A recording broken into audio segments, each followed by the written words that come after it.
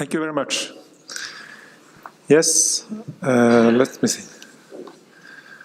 I'm going to talk about why this is so important to Norway and what we do to make it happen. But I was not careful enough when I read your proposal for my title, the title of my speak, so I have changed it a little bit. So I say gender balance instead of gender equality, because equality give you the impression that it is about mostly about equal rights, and of course it is about equal rights. But when we talk about gender balance, it is also about what we are going to create as a goal for the society. Equal rights is very important on the individual basis, and we shall never go away from the idea of equal rights. But on the national or the societal level, it's the balance which is important. You can say that the work for gender integration in the society started with equal rights and to fight obvious discrimination which found place, of course. When most of the laws were in place, we had to take on the structural discrimination. It is that if you have one regulation which fits well for men, it's not certain that it fits for women. We have a lot of that. But now we have come to gender balance, and it's not for the individual person that is important, it's also important for the society. And I shall explain why. For society, it is important that the research sector go for gender balance on all levels and in all sectors to contribute to a less segregated labor market. The Nordic country has very segregated labor markets. All the care industry or the care sector is mainly women. The technical sectors still are mainly for men. It's also important that to point out that research is in itself a very important sector which produces the knowledge for the future. And of course, knowledge should take all things into account. And then research is closely connected to higher education, and in higher education you produce the next generation of workers and academics and all kind of stuff. So balance is important. And of course, there are many opinion leaders in the research sector, and we should be a role model for the rest of the society. But even as important as this is important for the research sector. Without balance, you cannot attract the best talents.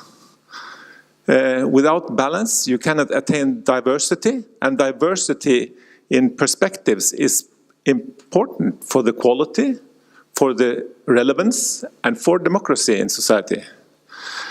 It is important for the research and higher education institutions to develop into modern knowledge-intensive organizations, and I would say they have not done it so far. And it is the only way to see that you have no structural discrimination. You cannot check that. You cannot say that if it's balanced, it's no such discrimination, but it's a good indication on discrimination if it's a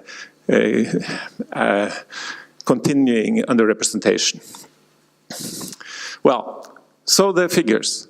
If we see how we do the Nordic countries when it comes to grade A positions in the research sector, you can see we is a little above the EU level. Denmark is only 19%. That sounds great, but it is that for every woman professor, it's 4 men. That's a better way to put it, I think. And even the best one, like Iceland, Finland, and Norway, it's for every woman professor, it's 4. No, it's 3, excuse me. It's 3 male professors. And as you can see, the growth isn't very fast for the last 11 years. And if you say that this growth will continue, it will take some time to get a 50-50 distribution of the top positions. And the sad thing is that if you only see the growth from 2010 to 2013, there's indication that the growth is slowing down. So it may be in the next century, no, or at least in the end of this century.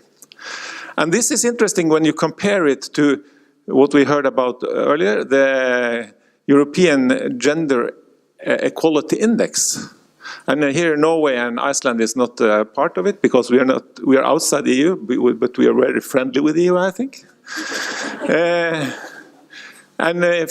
This index in 2012 had the 3 Nordic countries in EU on the top as the most equal societies, gender equal societies in Europe. And on the next place, I think it was the Netherlands, which was on 68 points. And after that, no country was over 60 points. And the EU level was 50.9 at that time. The interesting thing is to see that even if we're by far the most equal societies when it comes to gender, we are not so in the research sector. We are rather a little above the average, but not much. And that has created what we call the Nordic gender paradox. Why is it that we are so good in all other aspects? I would not say all, but in many other aspects. Politics, government, not so much in business, but education, all over the place, but not in the research sector. And I have an idea that this is maybe because we are so good in other sectors, the research sector has lagged behind because it hasn't kept pace with the modernization of the workplace. I think we should point out that there's 6 misconceptions about the gender balance. First, it is just a matter of time. Well, if it is a matter of time, then we would have to have about 70 to 80% women in the research, in the recruit base, to get about 40% in the top positions. Because it is not true that it is only because it was so few women when their career started that that's not the reason why we have so few women in the leading positions now. I made an experiment. I took all those who were awarded the Center of Excellence, and I went back to see how was the gender balance in their fields when they took their doctoral degree. And I came to that was about 30%. And now, in the score for the Center of Excellence in Norway is 10% for the time being. Unfortunately, we had a great setback this year. We were over 25, but we're now on 10. So where did all the 20% which were women go? They were about 30% when they took the degree, and now there are only 10% left to come up to the top level. And we can see that in all other aspects. This is a persistent thing. If you think about other things than quality will be harmed. But then you don't think about a very important thing, and that is bias. And a lot of researchers says you cannot define quality, but you know it when you see it. But you know it not too well if you don't know that you're biased. And people who says that they are not biased, they are the most biased persons. That was a bias, of course. Some people say that gender equality in Norway is in place. It's a choice for the women. The women do not choose this way or the other way. Well, formally, but not structural. And it's a lot of things in the Nordic societies which is hindering or barriers to to the career for women. And some of these things have been worse the last years, but and I hope I will come back to that. Some very friendly rector says, well, we should do something about this to help the women. No, you should do something about this to help your own institution. That is the point, because the reason why women are leaving the universities, and very skilled and excellent women do that, is that they find very good jobs other places in society. And they're sad that their ambitions didn't their dreams didn't come true in the research sector, but they find other jobs where they can have a lot of fun and get a lot of nice experience. And it's sad for the university who have lost them. Many people says that we have to fix the women.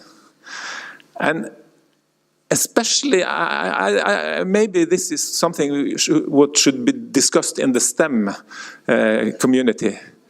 Because it is not only to train the women to think as the men.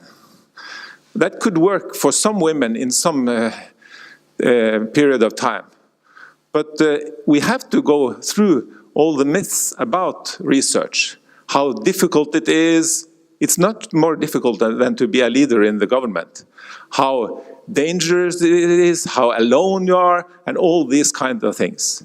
We have to go into the idea of what image do research transfer of itself to the society, and is that as attractive for women as for men? And I would not say only that is not a dichotomy, it is also among men. A lot of those men I know who wouldn't go for this very raw interpretation of what a researcher is. A researcher is not a person who is not dependent on others, who is not working with others, or so on and so forth. So we have to fix the system, not the women. And the last one is, what once worked will not always work. And that is also about demographics. And I will tell a little about that. Well, my next point is that concrete action works. This is how we worked with the Center of Excellence in Norway some years ago. In 2003, we had no gender initiatives. In 2008, we introduced a lot of gender soft push, as we call it. We asked the institution to nominate women. We said that it should be explicit plans for recruitment. Impacts should be measured, and it would be important for the evaluation, the midterm evaluation, which was important for the for extension of the funding, and so on and so forth. And we did the same in 2008. And here is how it developed. There were no center leaders in 2003, and it grew to, I think it was 23%, and that was at the same level as professors in Norway, so that was even better than we could have expected. And all the other things which were important went up. Unfortunately, the last call, which was now in 2005, then the women, the gender balance or the female share of the center leaders dropped to 10%. And we're really sad for that. And we are now discussing, did we do all the things we did last time? Or should we have done even more because it was now not the news anymore? And the problem was that the institution didn't nominate women for this competition. This is another example. The University of Tromsø has done a tremendous job on leadership and career planning and so on and so forth. And in 2001, they were the worst case of the 4, at that time, universities in Norway. And they have a rapid growth in the women's share of professors, like 2% per year, while the other had around 1% per year. And during the 10 years after that time, University of Tromsø became the best girl or boy in the class. Well, what is the Research Council's main job? The Research Council in Norway is the only research council in Norway. So we have all sectors, all disciplines, from basic research through applied to innovation. We give advice. We have about 1/3 of the, or between 1/4 and 1/3 of the public spending is channeled through our budgets. We give advice, we fund, and we are networking and disseminating. And the goals is to promote excellence, industrial competitiveness, to meet societal challenges, to improve research sector structure, and that is one of the important things here, and is to give good policy advices. So in 2013, it's difficult to read, but this is a policy for gender balance and gender perspectives in research and innovation. And when we talk about gender, we talk about the both, but it's two different things, but they are interlinked, and I will try to come back to that. Well, what do? We have set targets, we make statistics, and we are transparent and publish these statistics. And yes, that's a shame and blame game, and it ought to be, it should be that at that time. It is, as the previous speaker said, it is now common thinking that we should make this. So it is important to point out who succeeds and who is not that good. We go through all program documents to see that both gender balance and gender perspectives is well taken care of in the program documents, which is the main documents for the calls, and we go through the calls and say what the problem is and what they should answer. And then we go through the panels, see how they are organized. And now we make a change. We say that all the panels should be led by a research council person, not an expert, not a professor in either physics or anything else, because the most important things in the panels is that you have the quality assurance, of course, but also that you go through all the aspects that should be discussed in the panel. And then you have to have the professionality to do just that, and that is not something a very famous professor have as a part of his or her training. And we do the same on the boards, and in the last years we have seen that it has swung. So if you compare with the panel grading of the projects, there are a little better success rate for women than for men. And that is okay, because we have this moderate quotation that says that if two projects are equal, then we should prefer the underrepresented sex. But we think still the panels have a bias, so we have to work with that. And then we should think about the gender consequences, or the consequences for the two sexes when it comes to all the funding schemes. And I will come back to that shortly. We have a separate research program, but it's not a research program, it's an action program which has the goal to change the research institutions' work with gender aspects. So we fund innovation projects. It's like a university applying for a sum of money to put in place some actions to enhance or to make it better for the women to get their career in the right track, to improve the methods to seek professors and to study how they do things, to develop plans and so on and so forth. But these projects should also have a dimension of making research on what they're doing, publishing it, and then we have a lot of mutual learning in conferences and in sharing and in publishing results from these innovation projects. And this program is also funding research.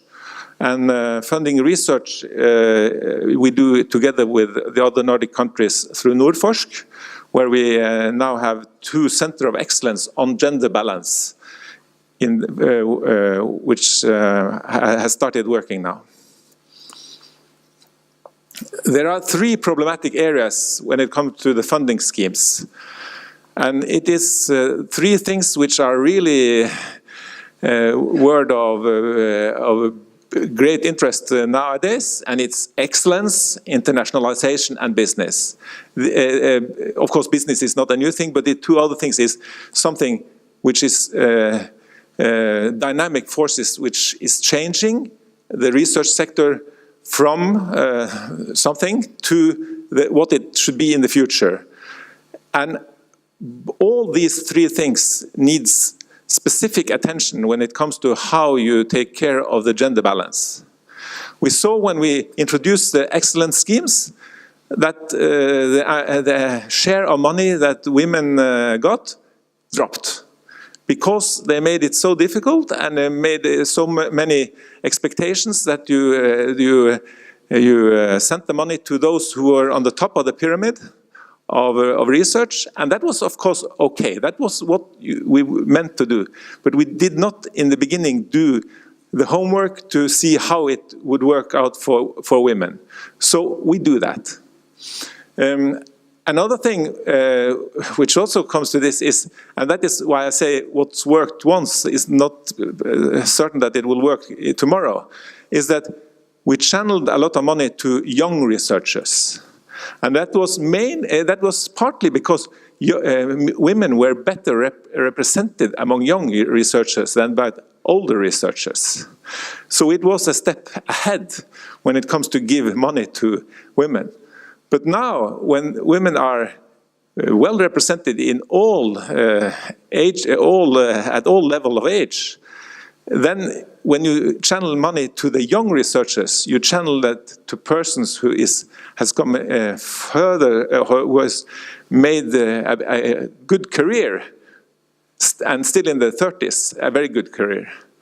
And we know that in the 30s, the career development for women take longer time than for men. So, by solving a static problem, we have maybe introduced a problem which will make the dynamic, unfortunate results for women. So we should revise this idea, I think, or at least modify it so it is not a benefit for people who have the most rapid development of their career, because that is mainly men. When it comes to internationalization, the problem is, of course, that if you make a perfect arrangement for men, like 2 years leave to go to the United States and so on and so forth, it's not necessarily good for women. So we have to change this, maybe, and what we did, we cut it up in small pieces. You could be there for 3 weeks, for 5 weeks, but in some it should be half a year if that was the scholarship or the funding.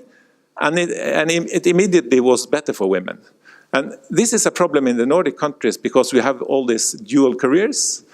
So it is not easy to take someone with you on a long journey abroad for work, and especially not for women, unfortunately.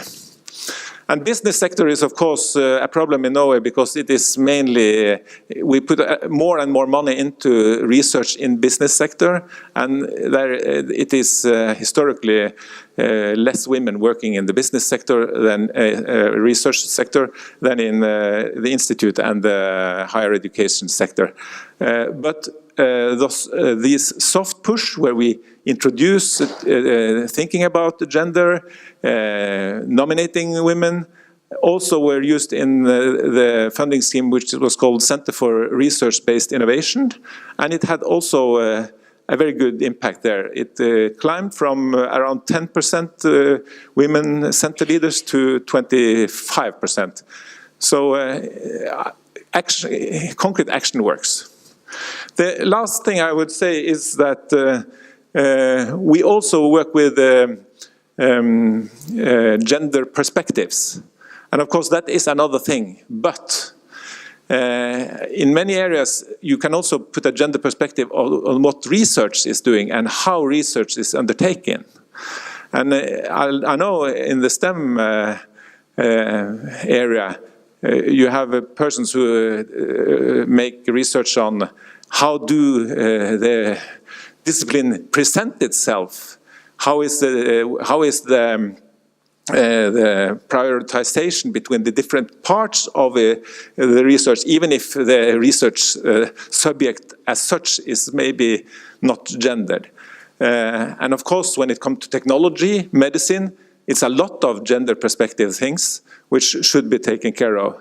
And I made a little experiment. I looked on the gender balance and compared it with what was the likelihood for taking gender perspective into account. And I found out that if you were a woman researcher in Norway, you had the double, it was twice likely that you would take gender aspects into your research than if you were a male principal investigator. And that is interesting. Because I thought that gender was fairly equally distributed between the sexes. So, my last slide. We had a visit from Jeffrey Mogul, who is a Canadian biomedicine researcher, and he said that he was not particularly interested in these sex and gender aspects. But he also said that if you don't take it into account, you will, from the same research, either say you cannot say nothing. But if you had taken it into account, you could have said a lot. Or you can say, out of this data, you can say a lot. But if you introduce the gender aspect, you find out that no, you could not say anything at all. So what he said,